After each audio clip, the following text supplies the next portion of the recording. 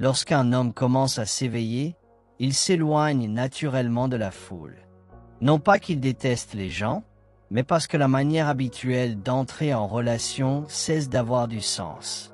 La plupart des conversations tournent autour du statut, des ragots ou des plaintes.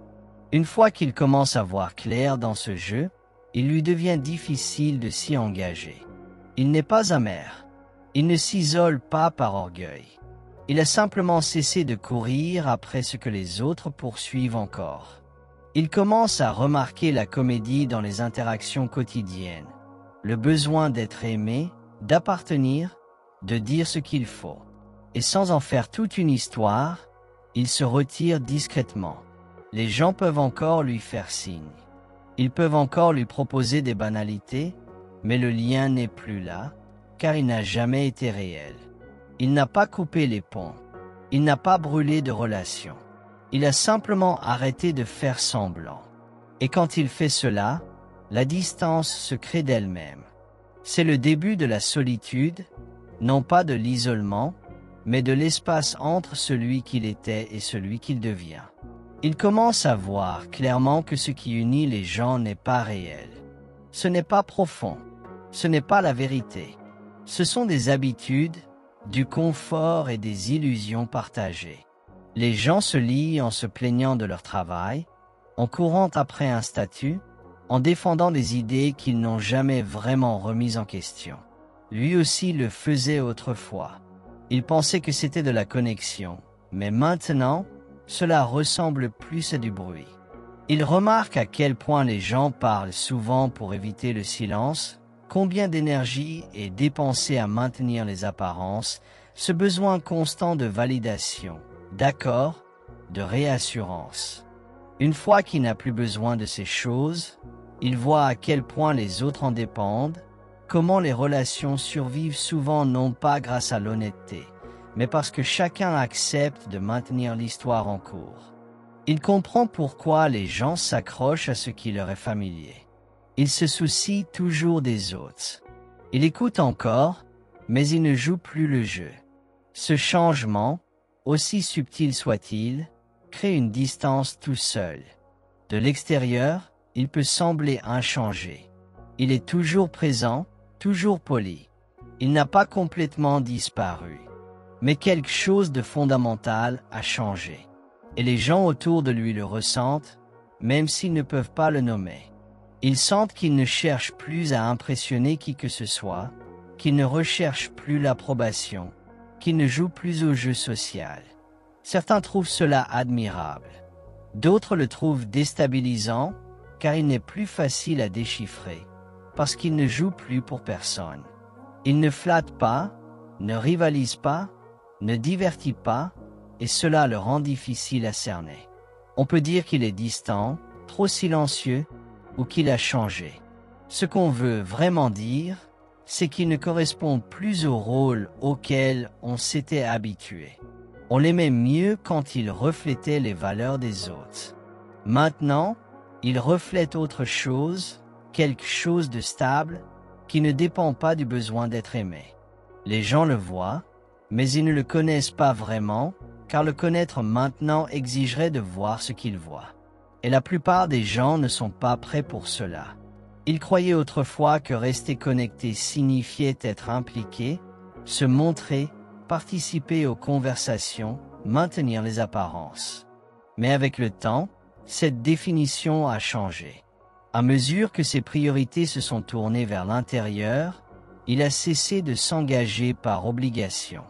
Non pas parce qu'il se souciait moins, mais parce qu'il n'avait plus besoin des autres pour affirmer sa place dans le monde.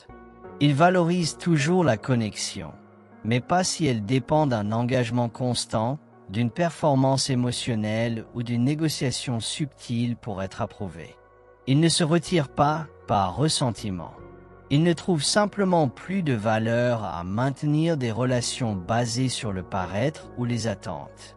Pour ceux habitués à des connexions transactionnelles, sa présence peut sembler distante. Mais en vérité, il ne joue plus le même rôle. Il ne parle plus juste pour maintenir la paix. Il ne se voit plus à travers les yeux des autres.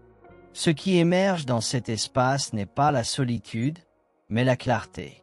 Une indépendance calme qui lui permet de rester ancré, même lorsque les autres vont et viennent. Il devient honnête, et de cette honnêteté naît une liberté plus profonde. De l'extérieur, la solitude est souvent mal comprise.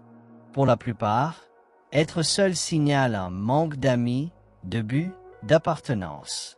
Mais pour un homme qui commence à voir clairement, la solitude devient tout autre chose.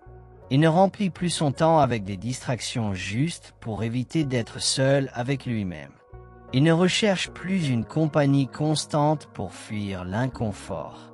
Il a appris à s'asseoir dans le silence sans avoir besoin qu'il s'arrête.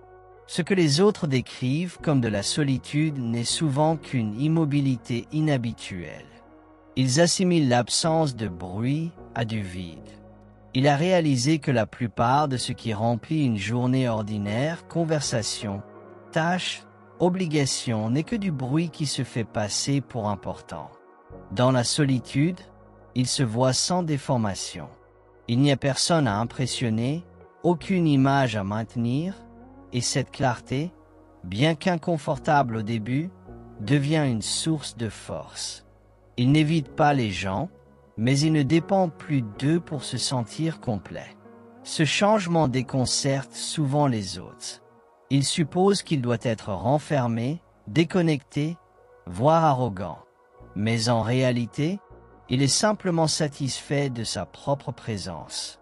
Il a affronté le silence, que la plupart fuient, et a découvert que ce n'était pas du silence, mais de la paix. À mesure qu'il gagne en stabilité intérieure, il devient moins prévisible pour les autres. Non pas par intention, mais simplement parce qu'il ne participe plus aux échanges subtils qui définissent la plupart des interactions sociales. Il ne reflète pas les émotions pour gagner l'approbation. Il n'offre pas de réassurance quand cela impliquerait de nier ce qu'il voit. Pour ceux qui dépendent encore de la validation extérieure, cela crée de l'inconfort. Ils peuvent interpréter sa neutralité comme de l'arrogance, son silence comme un jugement, son détachement comme du désintérêt.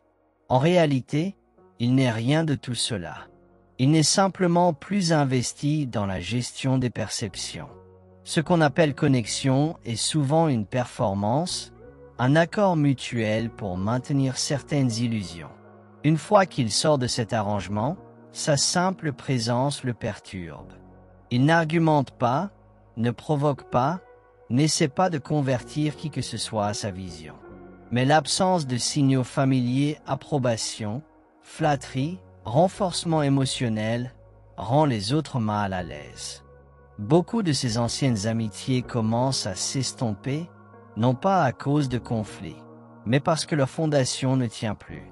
Il commence à remarquer à quel point les relations sont souvent maintenues par des plaintes partagées, des habitudes routinières ou le renforcement mutuel de récits personnels.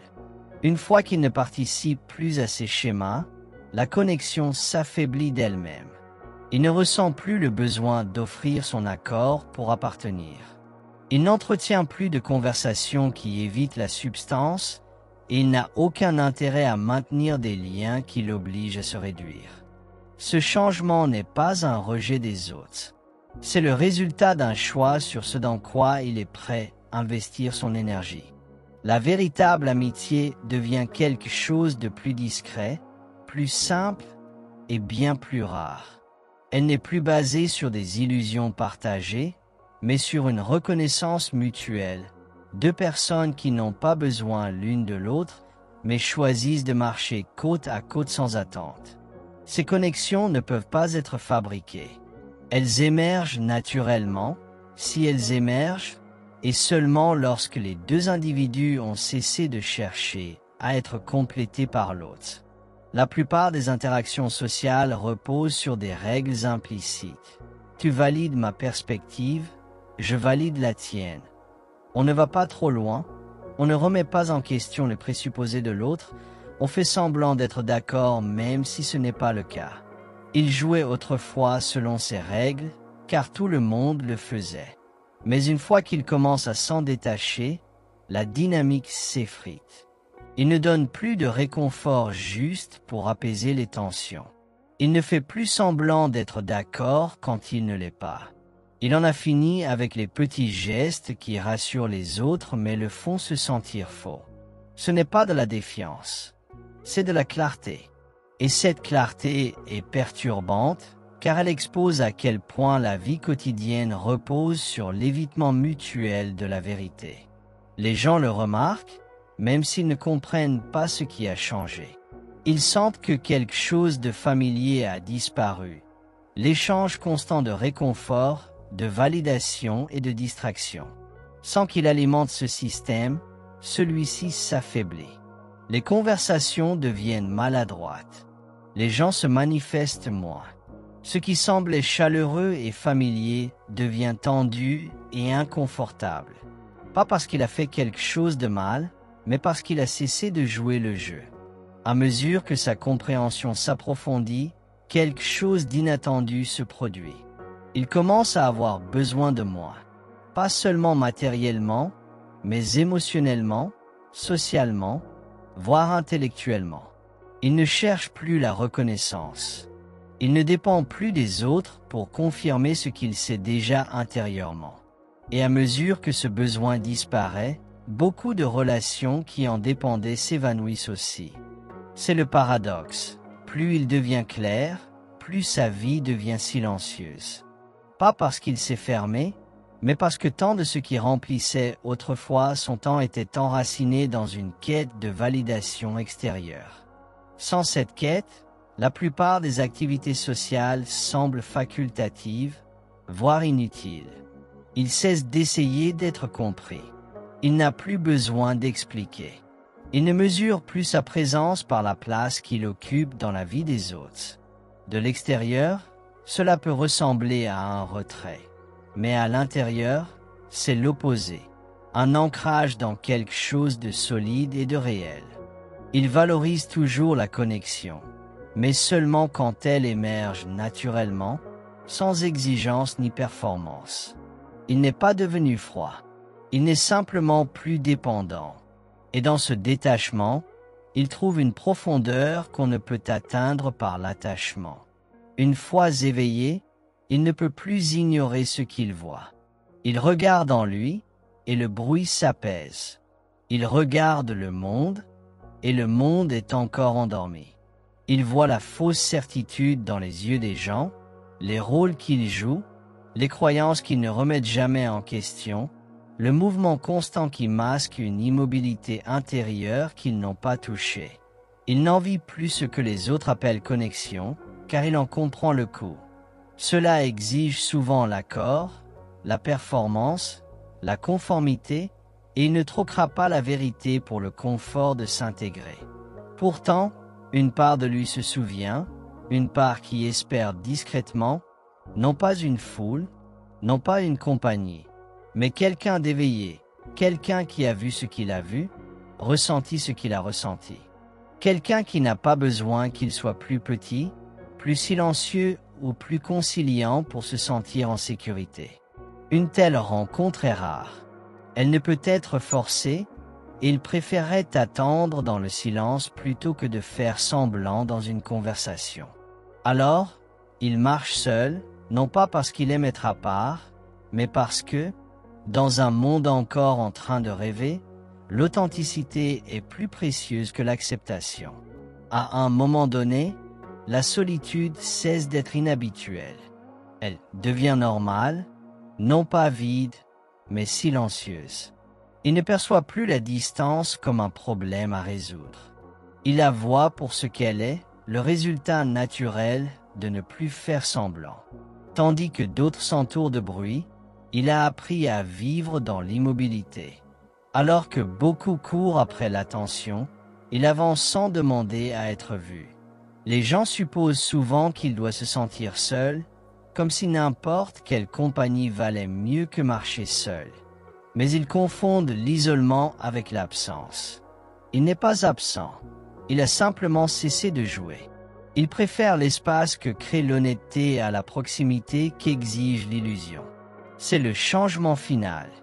Il n'a pas besoin que le monde s'éveille pour se sentir entier. Il n'a pas besoin d'accord pour se sentir clair. Et il n'a pas besoin de validation pour savoir qui il est. Il marche seul, oui, mais pas comme un étranger. Comme un homme en paix avec le prix de la vérité.